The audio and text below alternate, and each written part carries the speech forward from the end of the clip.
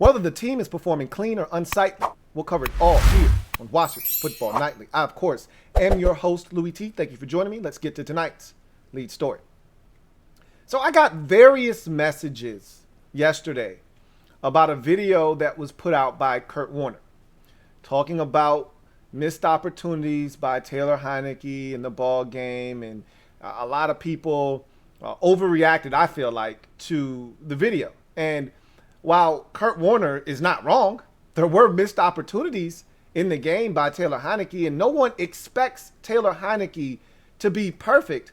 I had people coming and telling me yesterday, sending me the video and saying, well, looks like Taylor Heinicke didn't play as well as we think. And I had other people saying Taylor Heinicke didn't play well at all because of the video Kurt Warner put out. And I'm like, okay, you guys don't really understand how this works. I mean, I go through film every week, and sounds like we're getting some good news. The NFL is going to have the film and the All-22 back on its website, the Game Pass site, on Friday of this week. So starting with this upcoming game versus the Bills, we should have film session back up and running. So if you're not a member of Patreon's film session, now would be a great time to become a member so that you can get this film breakdown, so we can go through a lot of this stuff and you won't be surprised or blindsided when you see some of this, because you're going to see a lot of people breaking stuff down online as well. So in any event, Kurt Warner's not wrong. I agree with the fact that there were missed opportunities, and he broke down 6 plays in particular, and we're going to go through all of those plays real quick, and I'm going to give you my assessment of everything. But where I think he was wrong is, and where fans who don't do the work, they don't put in the work, they just see the video and they just overreact, is that you don't actually understand the magnitude of those missed opportunities. Missed opportunities are missed opportunities, but there are missed opportunities and then there are game-changing missed opportunities, okay? The ones that tilt the ball game in a direction or the other potentially. So we're going to get to that today, and we're going to explain the video and talk about what Kurt Warner saw. So I want to first say this. I want to start off by saying this. Taylor Heinicke had a hell of a football game. Missed opportunities or not, okay? Let's put that there, leave it there, but we're going to move it to the side for now. We're going to come back to that. So let's look at the 6 plays that Kurt Warner decided to break down, and then I'm going to give you my assessment, but I want to put everything in its proper perspective. I think that's where some of you, there's a disconnect. You don't put everything in its proper perspective.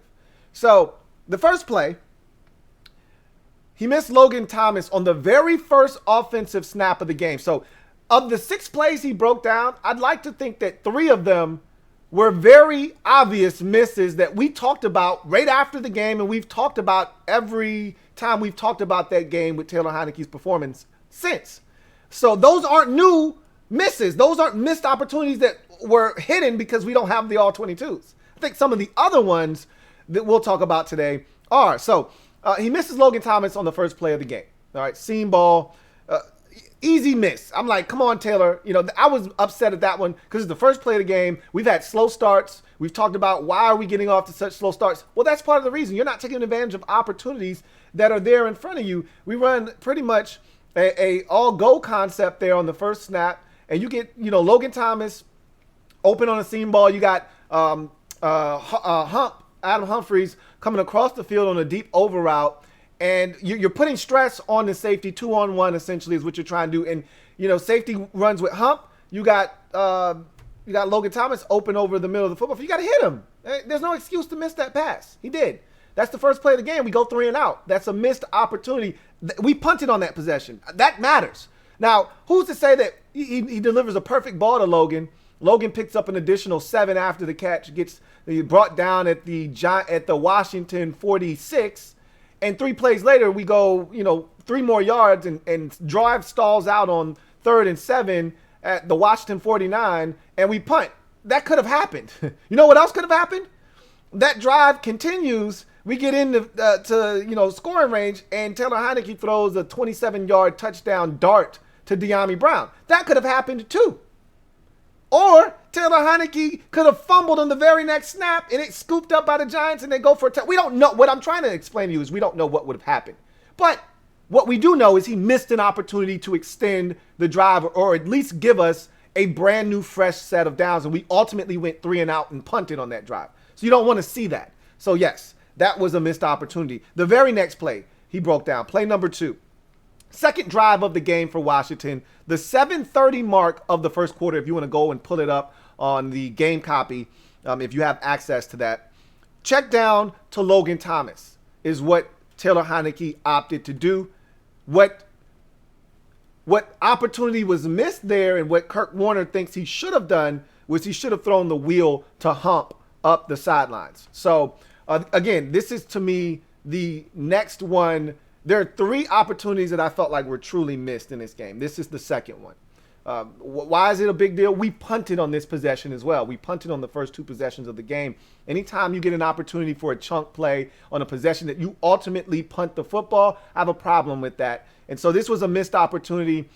Maybe he does check this down too soon. Maybe he doesn't put the ball in harm's way. You don't know what the emphasis was that week of practice. Hey, let's take care of the football. If you don't like what you see, get it to the check down as quick as possible. Warner's like, hey, you want to work the front side. They take it away, which they did. They took Terry away on the front side. And Warner's like, that's a good job of turning that down. Linebacker drops underneath that post route. Terry's not open. So you go front side. Well, he didn't think that Taylor Heinicke gave the front side enough time to develop, and he just automatically looked front side, didn't love anything immediately. Instead of allowing it to develop, he checked it down to Logan Thomas. It was a very meager gain, maybe a gain of 4.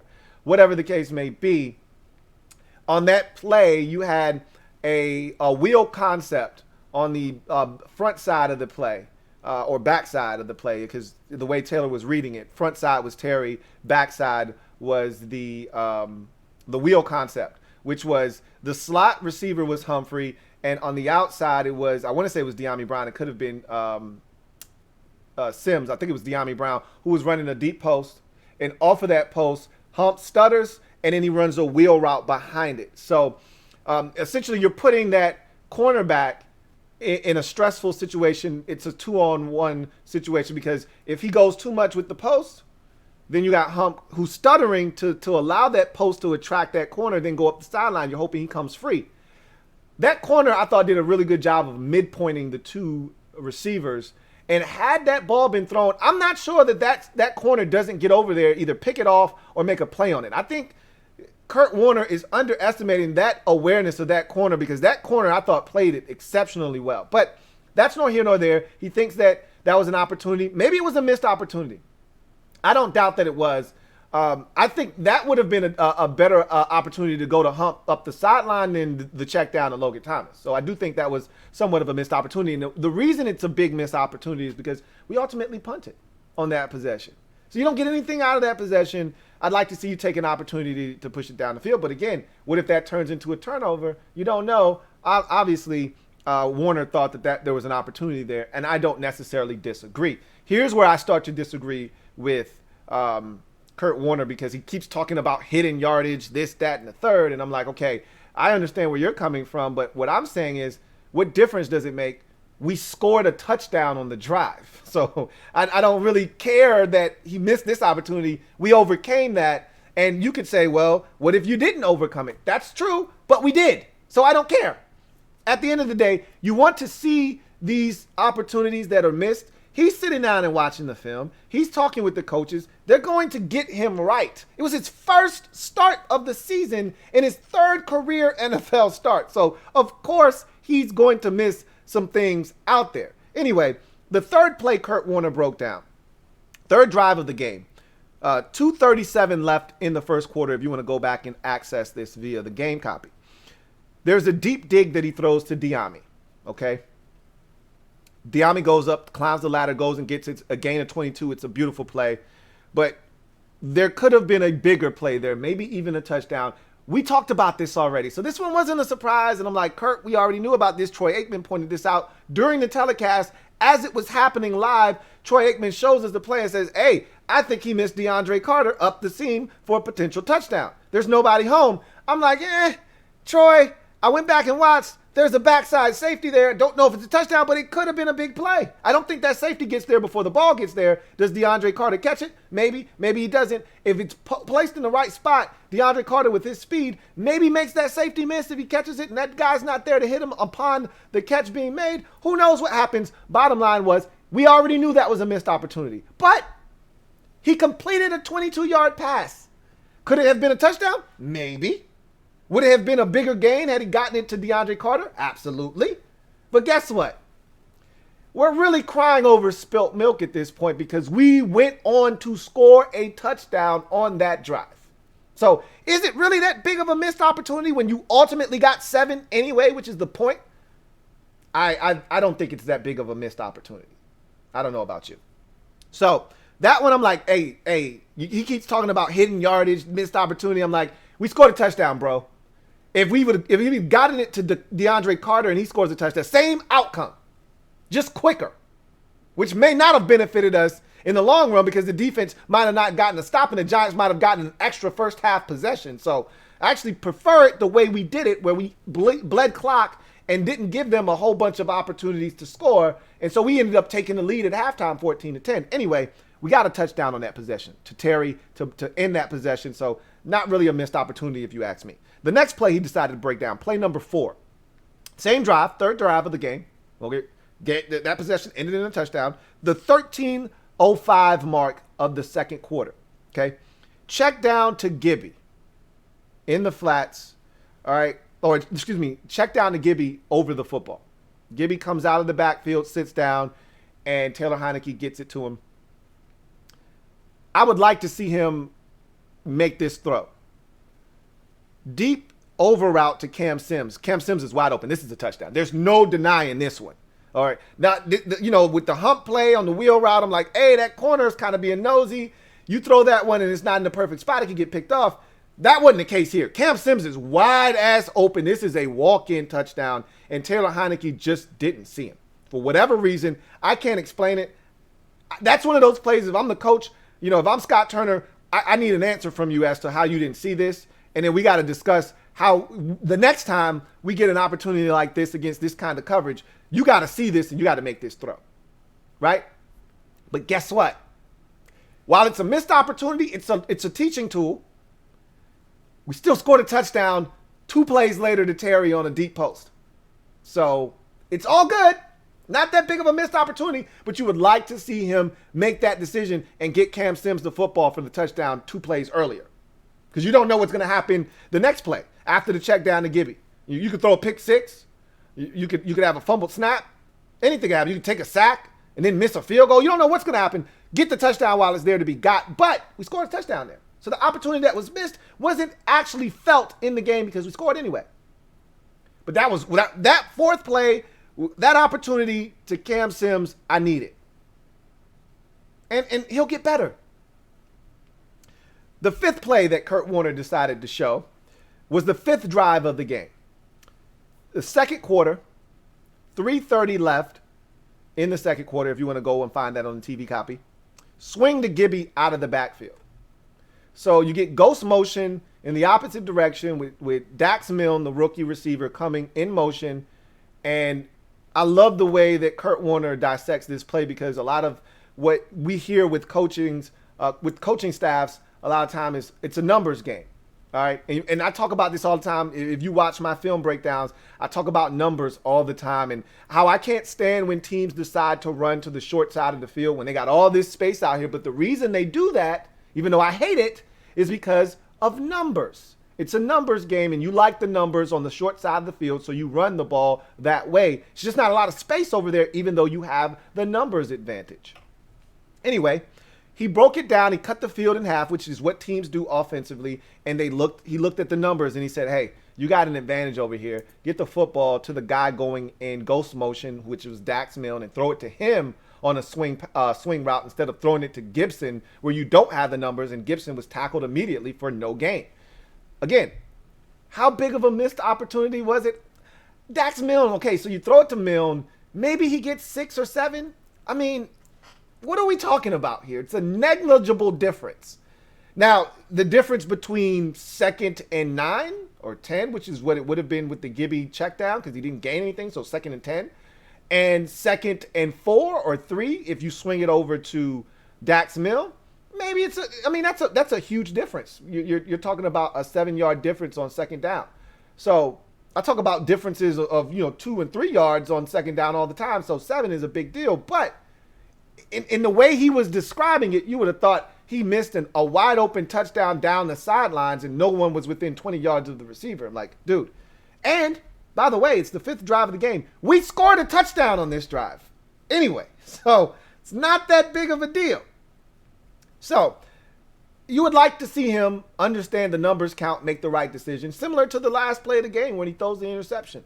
You'd like to see him make the right decision there, but he didn't. We know he didn't make the decision, but it's a teaching tool. And I always talk about learning while winning. That's the best way, okay? Is to learn from mistakes while winning, which we ultimately did. And then the 6th play he decided to break down is the check down to J.D. McKissick. Now, he broke down the 7th play. That one was of no consequence. That was the interception thrown at the end of the game, which we all know where the mistake was made there. Obviously, he should have gotten it to Gibby. We talked about that as soon as the game was over, so that's not a revelation. So I didn't even include that one. The 6th play he broke down, however, was also on the 5th drive of the game. So that was still in the first half, 2nd quarter with 1 minute and 2 seconds left on the clock. If you want to go and check that out on the TV copy, he checks it down to J.D. McKissick out of the backfield. What he could have done was he could have taken a shot at the end zone to Adam Humphries on a seam ball, and I think he would have gotten him for a touchdown. Hump is running. They're running essentially what you call an all-go situation again. It's kind of similar to what the concept they ran, just a different side of the field on the first play of the game where he missed Logan Thomas. And similar to the same concept to where he threw the touchdown pass to Ricky Seals-Jones, where you've pretty much got everybody going vertically up the field and you're looking to threaten the defense. And you're really trying to create a 2-on-1 mismatch if you can get a safety in a really tough spot. Make him choose, and whatever he chooses, make him wrong. Either way, seam ball to Hump is open. The safety goes to the other seam route on the other side of the field. The corner stays outside with the receiver on the outside, and Hump runs up the seam, and he's running somewhat of a seam, sort of like with a little post action to it, but he's running a seam ball. He's open. That's a touchdown. But guess what? We ultimately get the touchdown to J.D. McKissick, and you burn off more clock. Again, if you score this touchdown with 1 minute and 2 left, the Giants are going to have a chance to get into field goal range because the defense was allowing them to move the football. They would have had a chance with some timeouts left to get into field goal range and maybe get a field goal before halftime. We won the game by 1. Every single point matters. So scoring that touchdown, you would like him to hit Adam Humphries there and get the touchdown immediately, not wait, because you don't know what's going to happen. We didn't know that, 42 seconds later, J.D. McKissick would be in the end zone on a touchdown run.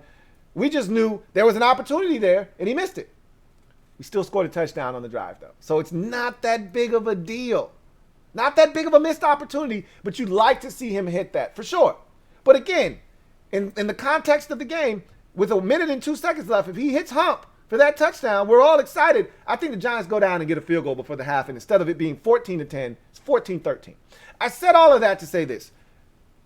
Kurt Warner is not wrong about missed opportunities. There were missed opportunities, but it's the first start of the season and the 3rd overall for Taylor Heinicke. If you think he's going to come out, be perfect, and not miss any opportunities, you're sadly mistaken. And I venture to say that these opportunities that were missed weren't that crucial to the outcome of the game because, again, 4 of the 7 plays that he showed, we scored touchdowns on that drive. So whether we take advantage of the opportunity that's there in front of us or you get it later, we still scored a touchdown. Now, the 2 plays at the beginning, the first 2 plays were punts. I'd like to see those converted, but again, those weren't going to necessarily turn into touchdowns. So who knows what happens? We still might end up punting on those drives, but you still like to take advantage of those opportunities. And then obviously the interception at the end, in the moment we were all saying, look, a lot of you were saying he should have run the ball, and the rest of us were saying, I have no problem with throwing it there. Scott Turner explained himself yesterday, like, look, we're trying to win the game on offense. They're not looking to just run it. And then like the Giants did, when they got the turnover, they ran it, and then it was 3rd and 7. And now they got to throw it, and they were incomplete, and then they had to kick a field goal. They had a chance to beat us right there if they were aggressive. They should have been more aggressive. He was trying to be aggressive. I don't have a problem with that. Throw the football to Gibby. That's the read. Terry's running a pick, a natural pick. He did a great job of slowing down that linebacker who was in man-to-man coverage with Gibby. Throw it to Gibby. That's a teaching tool. He'll learn from that.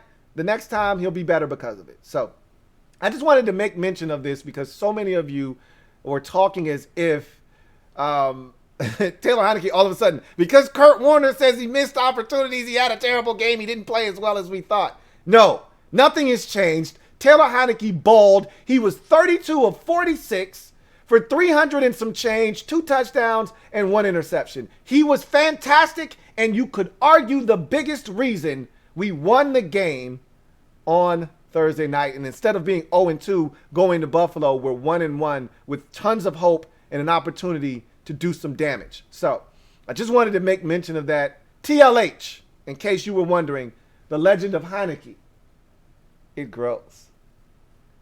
In other news, we go. So practice today. Let's get to a closer look at the injury report for the upcoming game and see where we stand there. I think both teams are going to be relatively healthy in this football game, as you will see here in a second. Let's take a look at what we have. Matthew Ioannidis didn't practice yesterday, limited today. I told you if he was limited today, I'm encouraged that he'll be able to go on Sunday. We're trending in that direction. He was able to take part in individual drills, did not participate in the team drills, which is perfectly fine by me. I expect to see another LP or an FP, which will be full practice tomorrow, and that will put us in a position with him probably being able to suit up. Antonio Gibson, I told you he was going to be a full participant today. He was. I don't, like I said, he's not even a factor. He's on this thing for cosmetic reasons because you have to disclose injuries to the league or else you run the risk of getting fined. He's fine. He's going to play. No doubt about that. You go to the Bills. I think every single one of these players, and I think they added 2 more guys just for rest purposes to this list. So now it looks really long, like a laundry list. It's 11 guys up here now. There were 9 yesterday. They added 2 more, so it's 11 total. All 11 of these guys are playing. Neither one of these teams come into this game banged up, and I expect every single guy that you see in front of you to play. The one guy that I highlighted yesterday, Star Latu-Lele, their defensive tackle with a groin injury. Remember, he didn't practice. I said, if he doesn't practice on Thursday, we got him. But if he practices even in a limited capacity, he's probably going to play. Well, he practiced on a limited capacity today, so so much for me thinking he was going to miss the game. He's going to play more likely than not, and everybody else up here is going to play as well. So I don't see anyone, Micah Hyde, Dane Jackson, and Gabe Davis were all limited today. I'd imagine that those guys are going to play. They were limited yesterday. They're limited today. I expect either a full participation out of them tomorrow or limited again, and they'll go on Sunday. So I don't think they're going to have anybody of note miss the game, and neither will we. I think we'll both be relatively healthy heading into this game. So we heard from wide receivers coach Drew Terrell today, or Terrell. I love hearing from him. He's so insightful. He's young. It's amazing that a guy his age, so young, is able to get through to these players. And I love the fact that there's a little bit of a mixture of youth and experience, because some of these coaches are dirt old. I mean, the offensive line coach, super old. He doesn't even talk. They always put out Travell Wharton as the assistant offensive line coach to talk to the media. We've never seen the offensive line coach. He's old as dirt. Pete Hainer has been in the league probably longer than I've been alive as the tight ends coach, but he still has a ton of energy. But then you see some younger guys that, have a little bit of energy and juice to them. And Drew Terrell is one of those guys at the receiver position, and that's fun to see. And so he was talking about De'Ami Brown and Terry McLaurin and Cam Sims and all of the players. And he's talking about Terry's evolution and how, Terry is so insightful. He's given, updates on what kind of coverages he's seeing in-game and making in-game adjustments and things of that nature. He talked about De'Ami Brown being a guy that the game comes easy to him and that he understands football. He gets it. And I've been able to identify that, and I kind of tried to explain it to you guys, because I told you with receivers, the hardest thing for a guy that didn't move around in college is to get him to learn multiple positions early in his career. Terry was a guy that when he first came in, he didn't really move around that first year, if you recall. Terry was primarily an X. He didn't move around a ton. It wasn't until his second year where they started moving Terry around and allowing him to explore other facets of the field from different positions on the field. And now Terry's become a more well-rounded receiver because of it. Well, De'Ami, I thought, for sure this guy was going to struggle in that department. This guy was virtually just an X.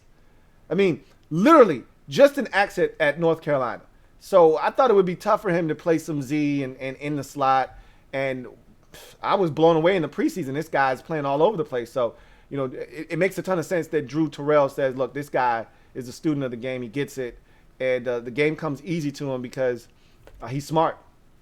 And you can see that by the fact that they've been able to move him around and get him on the field at various different spots, which I didn't think was going to happen this soon in his rookie season. Talked about Cam Sims and just this room being a tight-knit group and how, all these guys have to be ready because, there's been this talk this week about Cam Sims needing more opportunities.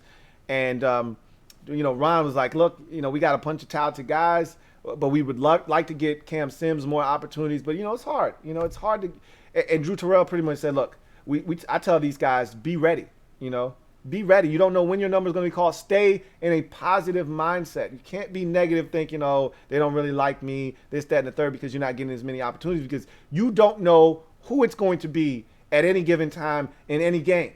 And, I just watched the mic'd up Cam Sims. He was locked in the entire game.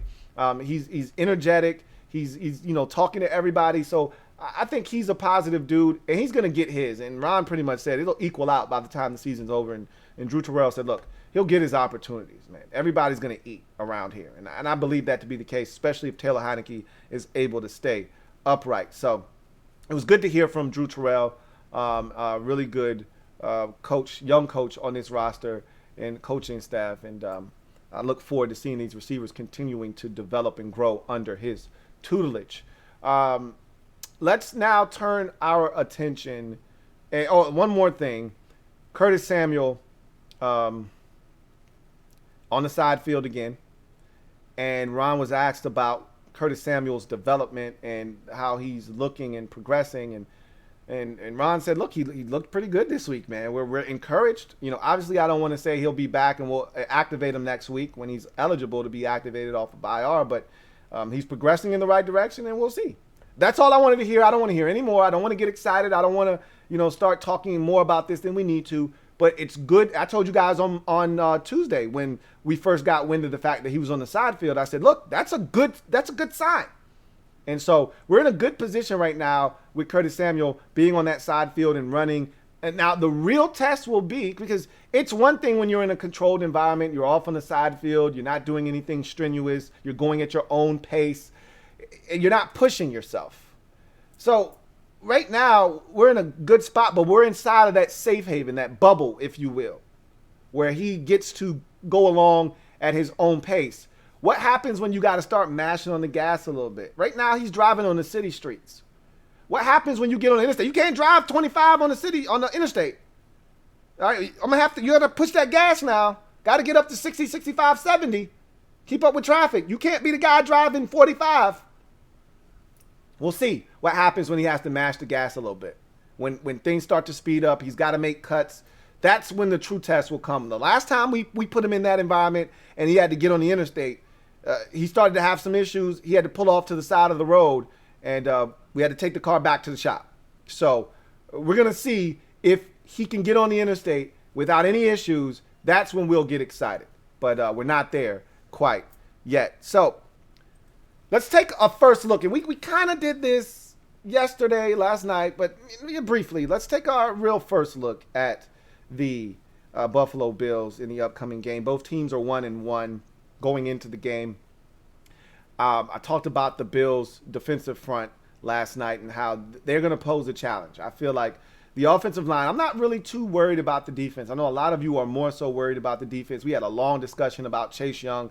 My guy Derek B talked about, he didn't. Okay, so let me clarify what Derek B said. He didn't say Chase Young is trash. He said he played like trash in the game against the Giants. I vehemently disagree, and we can agree to disagree on that one. I thought he wasn't a major impact on the game, but a lot of times when people say that, you're just looking at the numbers. But if a team has to game plan to stop you, if they've got to adjust their offensive scheme and the way they do things to combat what you are capable of doing, then you're impacting the game whether you put up numbers or not. So The Giants definitely did that. The Chargers definitely did that without a doubt. Now, that's not to say that Chase, Montez, and everybody else along the defensive line aren't getting one-on-one looks, because they are. And they're going to have to take advantage of that. And I think that's going to be big against the Buffalo Bills, because we do not really want to blitz Josh Allen. That's when he's at his best.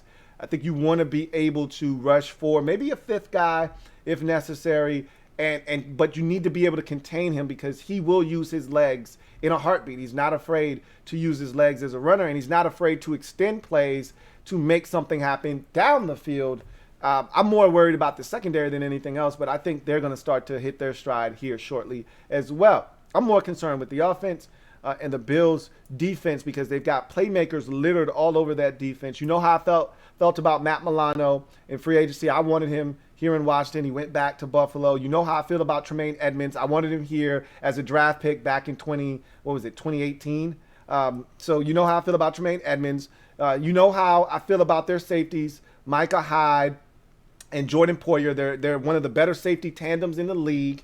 And Tre'Davious White might be the most underrated corner in the league. And all of these guys that I just named have ball skills. All of them. Every single one of them. So their back seven is, one of the better units when you put them together in football in terms of the way they play and cohesion and playmaking ability. Their front four doesn't have any stars, okay? It's not a group that should strike fear in your heart, but what they do is they rotate, as Ron said, they rotate about a good, 8 to 10 guys in there. So they're always fresh, and they're energetic, and they fly around, and they do a lot of twists and stunts. And I've said this already, this is still an offensive line in progress. They're still learning to mesh and gel with one another. This is not the same group from last year. Remember, we have on this offensive line 3 out of 5 new starters. Okay. So 3 guys are brand new starters this year that weren't here last year. Charles Leno Jr.,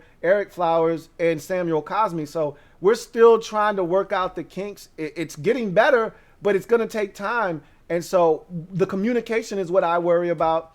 I also think that the secondary is really going to be tested in this game from a defensive standpoint. We'll talk about all these things at greater lengths and details when we get into the keys of the game tomorrow. But their receivers are legit. Gabe Davis, obviously Stephon Diggs, Cole Beasley. They got guys that can win in the short to intermediate. They got guys that can win deep vertically. They got guys who can go up and get it. They've got a flavor of receiver for every type of situation that you're looking for. So that's going to be a bit of a hurdle for us, because we've struggled. Cole Beasley is one of the best at uncovering and making himself an available target for his quarterback. We've struggled with guys in the slot the first 2 weeks of the season. Keenan Allen went off and had a field day, and you could argue was the reason they won the game in week number 1. And then we had no answers for Sterling Shepard whatsoever. It seemed like every third down, that's where Daniel Jones was going, and he was getting open. Whether he was drawing a flag, as he did on William Jackson III or Kendall Fuller, or he was catching a football and making something happen and getting first downs, he really embarrassed us on Thursday night. So Cole Beasley is going to be in that role for the Bills. He's a winner. Hasn't been great to start the season off. I think the Bills are still trying to figure some things out as well. And I said this yesterday. I'm going to double down on it.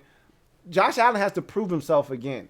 We think he's really good, and I think most people around the league think Josh Allen's legit. He's A1. He's one of these elite quarterbacks, and he's going to be that moving forward.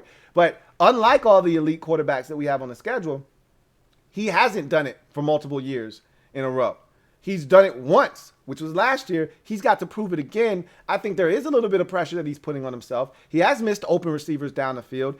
He's still trying to mesh and gel with Emmanuel Sanders. I think that there have been missed opportunities by that Bills offense. I do think they've turned it over a little bit more so than they would like to have at this point. They had 2 turnovers against the Dolphins. They had a turnover against the Steelers in week number 1, and they had a blocked punt. I'd like to see the special teams maybe get involved if they have an opportunity to do that as well. But they've had some miscues. I don't think they're at their peak yet, and this is a good time to catch them. But we have to play we're not good enough to, match them with just playing solid ball. We have to play our best brand of football while they're not playing. Because if they play their best and we play our best, their best is better than our best. So we need to affect them to the point where they sort of come down a bit and we elevate our game. That's how you go on the road and you beat teams that are better than you. You pull them down and you elevate your game, and that's what I'm hoping we can do against the Buffalo Bills, but it will not be an easy task. They've got one of the best quarterbacks in football right now. He's a handful to deal with. Big, strong, cannon for an arm, athletic marvel. He can do it all. We are going to have to be on our P's and Q's, Y's and Z's, or this thing could get out of hand. Thermal Thomas thinks it will, the Hall of Fame running back of the Bills. He was on a radio program recently, and he said he doesn't think this game's going to be close. I think there's still a little bit of animosity from when Washington destroyed his Bills in the Super Bowl. What Super Bowl was that? I always get those numbers. Was it 37? Might not have been 37. Where are we at now? We were like 54. And it was way longer than that. Like, what is it? Super Bowl 24 maybe? Yeah, something like that. Yeah, he's still salty. 21, whatever that Super Bowl was, he's still salty. It's all good. It doesn't matter. I think we're going to make this a competitive game. Will we win? That's another story for another day. I know some of you are so confident. That's great. Not so much, but we'll see what happens. But in any event, that's going to do it for me, your man Louie T, here on Washington Football Nightly. I look forward to chopping it up with you guys tomorrow, giving you my keys to the game, giving you any last-minute roster changes and any last-minute changes to the practice habits of all the players and the injury report, and then get those keys to the game and a prediction as to what I think is going to happen. So it should be a really fun contest. Looking forward to giving you the keys to the game, and I'd like to know yours right now. If you want to leave them down in the comment section, feel free right now. I'd love to hear from you guys. But in any event, if you haven't already done so, please hit the subscribe button for more great content. Turn on your notification bell so you don't miss a thing, and also hit that like button as it helps this channel grow immensely. I am a Washington fan, etched in burgundy and gold. My Washington spirit will never die. Washington spirit will never fold. Until we meet again, hail to our beloved Washington football team. I will see you guys tomorrow, maybe tonight. If you are an NFL fan and you enjoy all of these games, I'll be live for the overtime series after Panthers-Texans, and you should be keeping an eye on the Panthers. We play them this year. They play the Cowboys in a couple of weeks. That team could go a long way in determining what happens in the NFC East. So why not watch the game, get a little bit of game planning in, and see what we're up against. I think that's one of the better defenses in the league right now. So if you're not interested in that, I'll be back tomorrow. I'll see you guys then. Have a good one. Here comes the Diesel. Here comes the Diesel. There's the snap. Hand to Riggins. Good hole. He's got the first down to the 40. He's gone. The 35. The 30.